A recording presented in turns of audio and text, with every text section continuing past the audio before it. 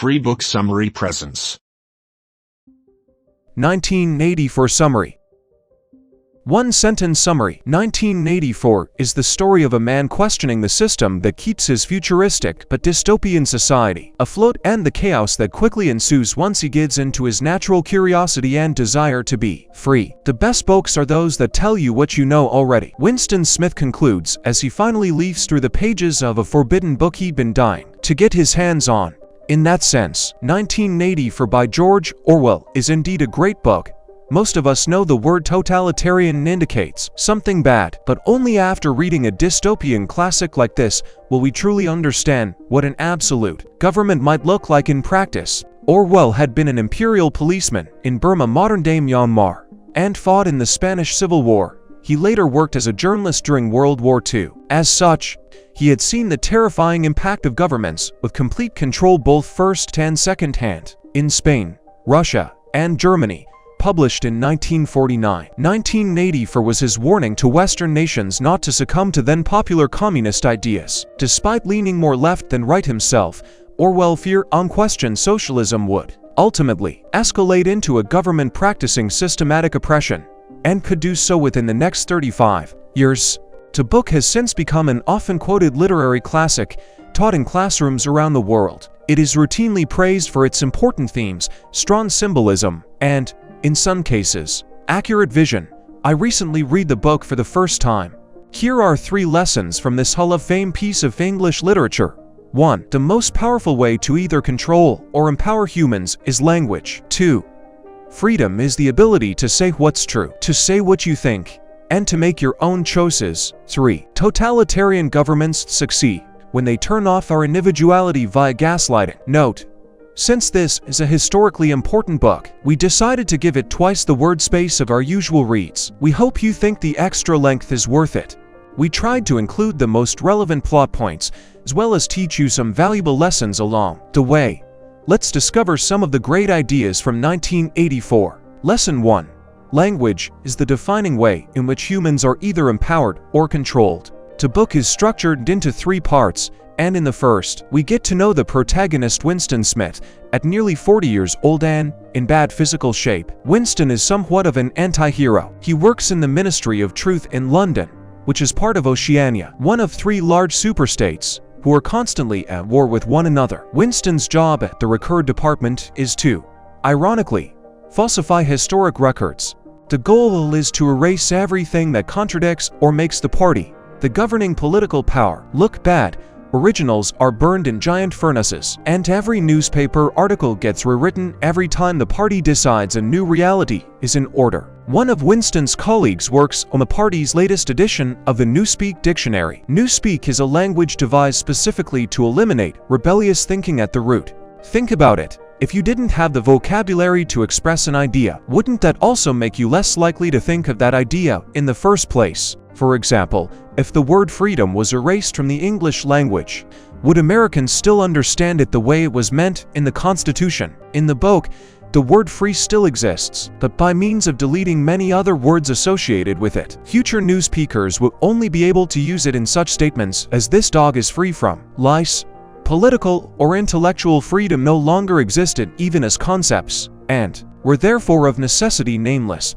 The form of language shapes how we can express ourselves, and how we can express ourselves shapes how and what we think. Therefore, language may be the single most important way to either empower or enslave humans. This concept is called linguistic relativity. It's a little overstated, but in a way, if you have no means of saying it, you can't think it. If thought corrupts language, language can also corrupt thought. Winston notes at one point, cherish your words, and be mindful of them. Lesson 2.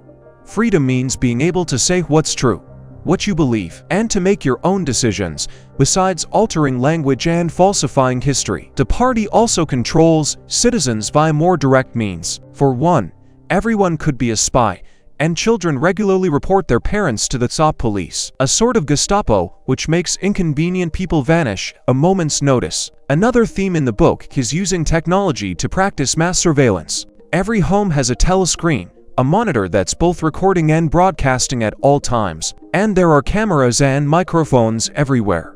In a society like that, Rebellion starts with little laughs, such as Winston writing into a diary in a corner of his apartment that's hidden from the screen. In the second part of the book, however, he takes his disobedience to the next level by starting an affair with Julia, a co-worker. At first, Winston thinks Julie is a spy, but when she gives him a love note, the two begin meeting in secret, sleeping together, and commiserating about how much they hate the party. There is, however, one key difference between them.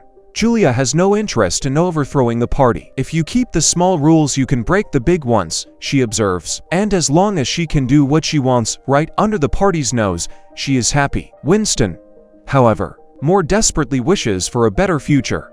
Not that he could do much to bring one about. Julia's definition of freedom begins and ends with her choices, whereas Winston thinks freedom also means being able to think, can say what is true and what you truly believe.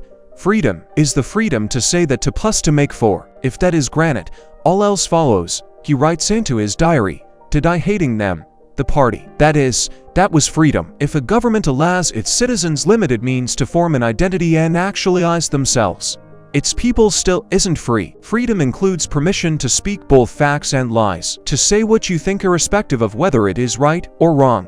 And without these freedoms, all the others mean significantly less. Lesson 3. A totalitarian state wins when it can gaslight its citizens into giving up their individuality. In 2020, just as the pandemic came into full force, Julio Vincent Gambudo told us to prepare for the ultimate gaslighting.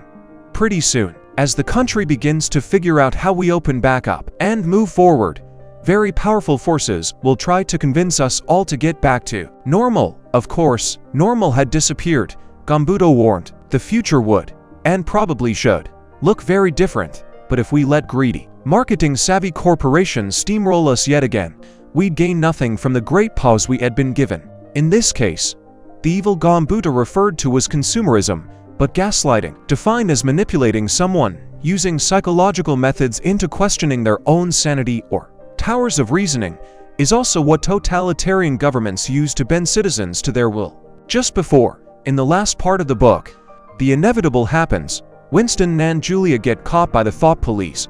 Winston concludes that sanity is not statistical. What he means is that there is truth and there is untruth, and if you cling to the truth even against the whole world, you are not mad. If your government can make you think you're mad, however, it just might get you to give up the truth in favor of a lie that's more convenient for them. This is how totalitarian governments win. They get you to reject not just the truth but any kind of individual thinking whatsoever. After their capture, Winston and Julia are separated, and both are tortured into not just compliance, but becoming mindless party drones like everyone else. As it turns out, Winston's co-worker O'Brien, whom he thought to be a fellow secret rebel, is actually a high-level inner-party member, eager to brainwash him into loyalty to the party. Having had little individuality to begin with due to the short material leash the state kept him on, Winston is now forced to give up his last shred of self thanks to 2 months of physical and psychological abuse.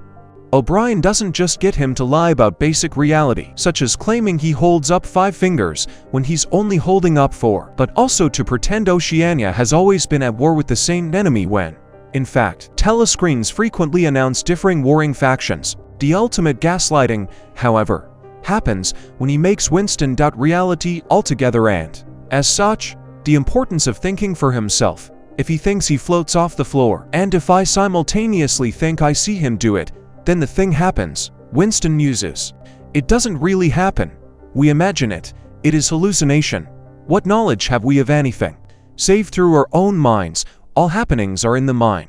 Whatever happens in all minds truly happens. This is Winston's final admission of defeat. After all, if the party can rewrite history as it sees fit, it can dictate whatever happens in all minds and, therefore, what truly happens. When he returns to the real world, he is happy to drink the same gin he has always been drinking, sit at the same bar he's always been sitting in, and no longer cares about expressing himself in any way whatsoever. Not with Julia, nor in a diary, not even through rebellious thoughts. Deep down, he still knows the state propaganda is nothing but lies, but from now on, he's happy to go along with it, no longer strong enough to resist.